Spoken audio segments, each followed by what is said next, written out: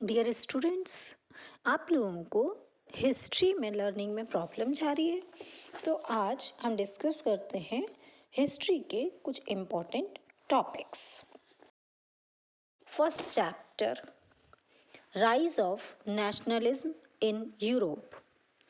इसमें से सबसे पहला जो क्वेश्चन आ सकता है वो है compare French revolution and Napoleonic code. What is Napoleonic code? या नेपोलियनिक कोड के बारे में कुछ भी क्वेश्चन या तो एमसीक्यू में आ सकता है या 3 मार्क्स में आ सकता है, तो इसके बारे में डिटेल में पढ़ लीजिए। फिर आता है आपका ट्रीटी ऑफ वियना, जो कि 1815 में हुई थी।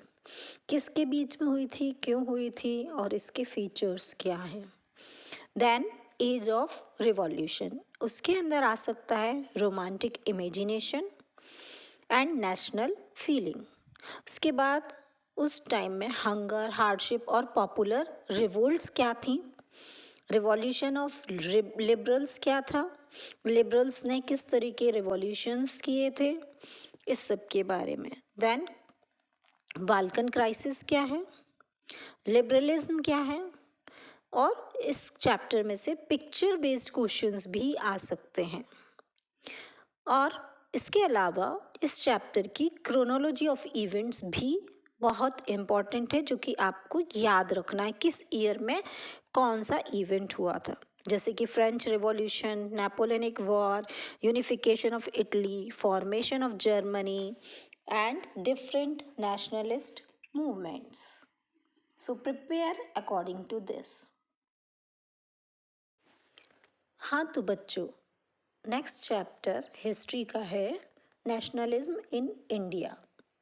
इसके मोस्ट इम्पॉर्टेंट टॉपिक्स जो है डिफरेंट मूवमेंट्स जो कि नेशनलिस्ट ने किए थे after the first world war and during the first world war. First world war कब हुआ था बच्चों? 1914 से 1918 के बीच में। उसके बाद डिफरेंट मूवमेंट्स स्टार्ट हुए, जैसे Khilafat movement, civil disobedience movement. Social and political situation of India was worst after the First World War, and most important is the map work. इस चैप्टर से 100% एक मैप एक्सपेक्टेड है, जिसमें से इंडियन नेशनल कांग्रेस सेशंस जो कि कैलकाटा, नागपुर और मद्रास में हुए। दूसरा मैप जो है वो है important centres of Indian national movements. जितने भी इंडियन नेशनल मूवमेंट्स हुए थे उनके सेंटर्स, उनको आपको मार्क करना होगा। देन क्रोनोलॉजी ऑफ इवेंट्स, कौन सा इवेंट कब और किस ईयर में और कहाँ पर हुआ था, जैसे कि गांधी जी कब वापस आए साउथ अफ्रीका से, नॉन कोऑपरेशन मूवमेंट क्यों और कब हुआ, कैसे हुआ, इसमें क्या हुआ था। नॉन कोऑपरेशन मूवमेंट जब इंडियंस और नेशनलिस्ट पूरी तरह से त्रस्त हो गए थे, परेशान हो गए थे अंग्रेज़ों से, अंग्रेज़ों के कामों से, उनकी क्रूएलिटी से। देन उन्होंने क्या किया, नॉन कोऑपरेशन मूवमेंट स्टार्ट किया एंड उसमें क्या किया, उन्होंने सरेंडर कर दिए जितने भी गवर्नमेंट ने टाइटल्स दिए थे, जितनी भी सिविल सर्विसेज थे उनको बाइकआउट कर दिया, जो भी ऑनर्स दिए थे ब्रिटिश गवर्नमेंट ने वो सारे उनको वापस दे दिए। Then this civil disobedience movement, quit India movement, Rowlatt act, Jallianwala Bagh massacre, it is very very important. Non cooperation movement और जलियांवाला बाग मैस्कर, इन दोनों में से क्वेश्चन 100% आएगा। नाउ पूर्ण समाज डिमांड, पूर्ण समाज demand means complete independence from British rule. Okay, complete independence क्यों चाहिए था? आधा अधूरा जो इंडिपेंडेंस है उसमें गवर्नमेंट तो रहेगी ब्रिटिश की और काम करेंगे इंडियंस, और इसलिए जो नेशनलिस्ट थे उन्होंने ये डिसाइड किया कि हमें अपना पूरा स्वराज्य चाहिए, पूर्ण स्वराज्य की डिमांड की उन्होंने, और उसके लिए उन्होंने डिफरेंट मूवमेंट्स किए। इसको एक शॉर्ट वे में दिखाया गया है, आप देखेंगे nationalism in India and what is in it? You can see it in a flow chart. First is describe the role of poor peasants in the civil disobedience movement, जिसमें कि गरीब किसानों ने किस तरह से सिविल डिसोबीडियंस मूवमेंट में participate किया. And then why did Gandhi ji to withdraw the non cooperation movement, Gandhi ji ने नॉन कॉपरेशन मूवमेंट क्यों विदड्रॉ किया 1919 में. Then different measures taken by Gandhi ji to eliminate the problem of untouchability. Untouchability मतलब छुआछूत, एक दूसरे के रिलीजन के बेस पे छुआछूत करना, उसको कैसे एलिमिनेट किया गांधी जी ने. So prepare well. Okay, now coming to the chapter 3, that is making of a global world.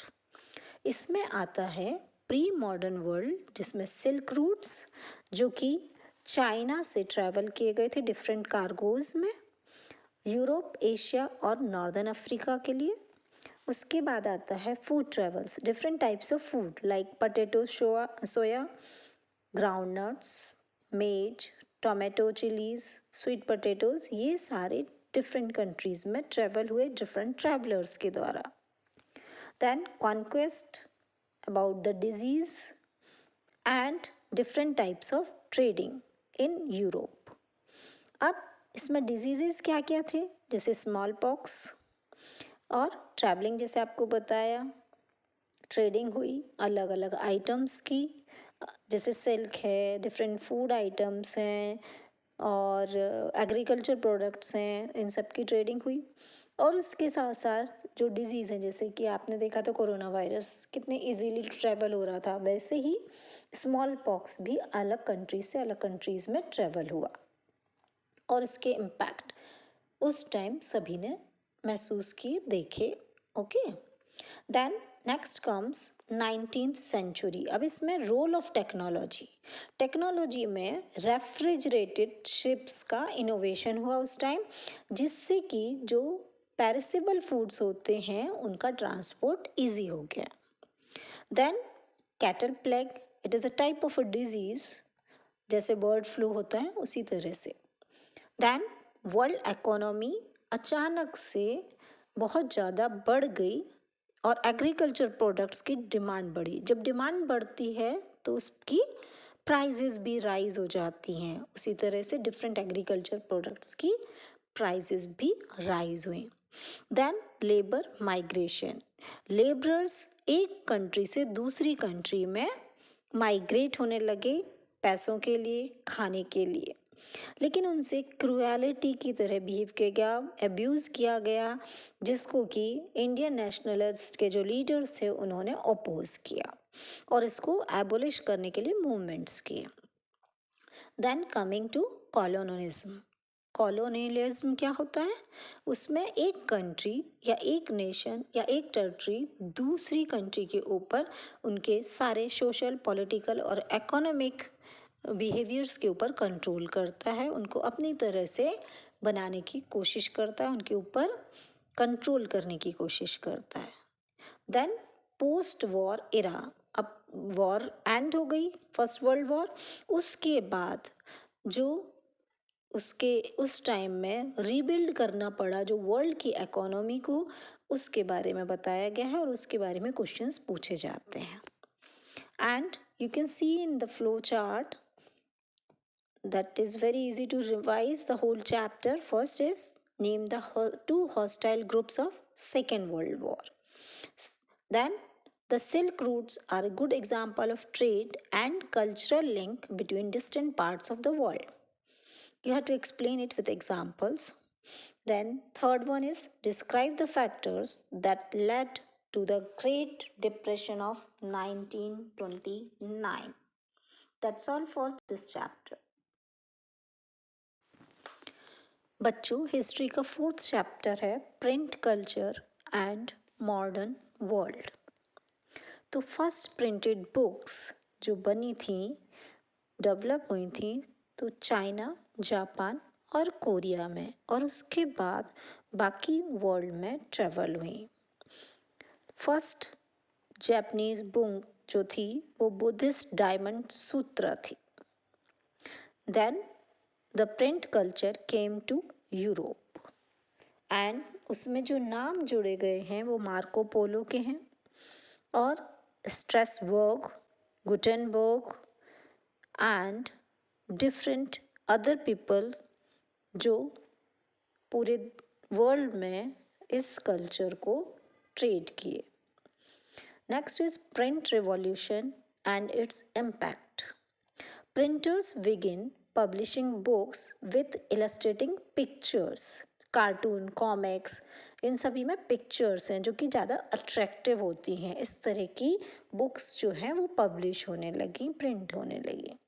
इसके अलावा डिफरेंट रिलीजियस जो रिफॉर्मर्स थे उन्होंने भी डिफरेंट बुक्स लिखी और प्रिंट करी जिसमें कि रिचुअल्स होते थे रिलीजियस, डिफरेंट रिलीजन्स के बारे में बताया जाता था जिससे कि लोगों का आपस में डिवीज़न होने लगा, एक दूसरे को डिवाइड करने लगे on the basis of their religion and rituals. Then India and world of print. India में भी प्रिंटिंग आई। प्रिंटिंग प्रेसेस सबसे पहले गोवा में आई और उसके बाद बंगाल में एंड धीरे धीरे पूरे देश में फैल गई। और इंडिया में सबसे पहले क्या लिखा गया? Manuscripts. Manuscripts were very expensive and fragile. They were written in different languages. इसके बारे में भी इस चैप्टर में डिस्कस किया गया है, वो भी आपको पढ़ना है बेटा। And then the last topic is women and print. कैसे वुमेन ने अपना योगदान दिया प्रिंटिंग में और डिफरेंट बुक्स राइटिंग में। तो उन्होंने भी डिफरेंट टाइप्स की बुक्स लिखी और प्रिंट करवाई।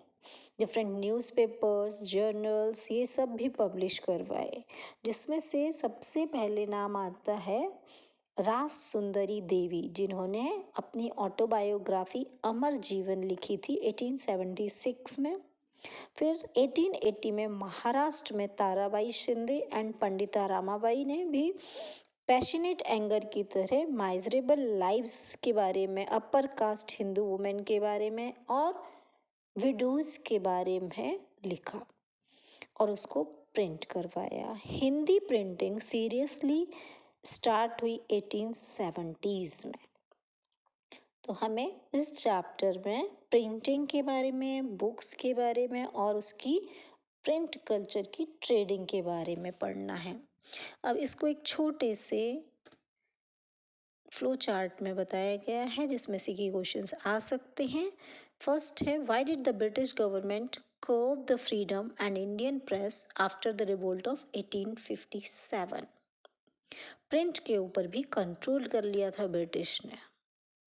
Second, why was Gulamgiri book written by Jyotibai Phule in 1871? Third, why did Roman Catholic Church begin keeping an index of prohibited books from the mid 16th century? So learn from all this, only these important topics that I have covered. Go through them and learn them properly, and इसी में मैंने आपको आगे add on किया है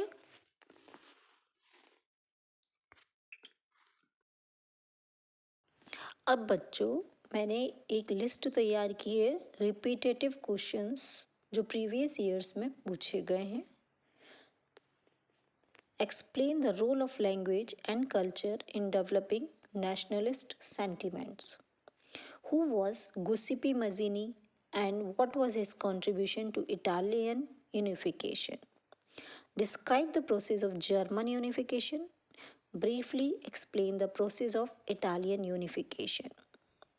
What were the causes of non-cooperation movement? This is most important question. This must be coming. Next, explain the participation of business class in civil disobedience movement. Write a short note on Dandi March. Why did Gandhiji decided to launch a nationwide satyagraha against the proposed Royal Act? This is also very important. How did the Salt March became an effective tool of resistance against the British. What is the meaning of globalization? How did the Silk Route function as a link between different countries? Silk Route के ऊपर भी question expected है. What role did indentured labor play in 19th century global economy? Who was Gutenberg? What was his invention? How did print culture affect the French Revolution? Explain the role of print in promoting social reforms in India. ये question काफ़ी बार repeat हुआ है. Trade and cultural exchange always band hand in hand. Explain the statement in the light of Silk Route. Next, how did people belonging to different communities, regions, or language groups in India develop a sense of collective belongings? Collectiveness. Okay, how was the First World War created new economic and political situation? Explain in brief. Learn all these important questions. Go through them.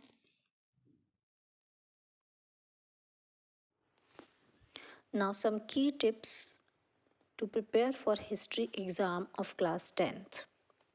First, focus on high weightage chapters like nationalism in India, power sharing, sectors of economy, and map work for better results. Practice map based questions which are high scoring.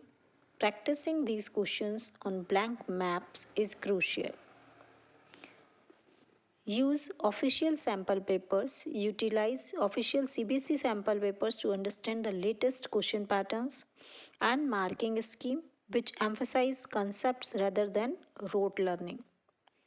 Create concept maps and timelines. Visual tools like concept maps and timelines that can help retain information better and allow quick revision before the exam. Avoid avoidable losses like not off track by avoiding ignoring timelines. Remember all the timelines.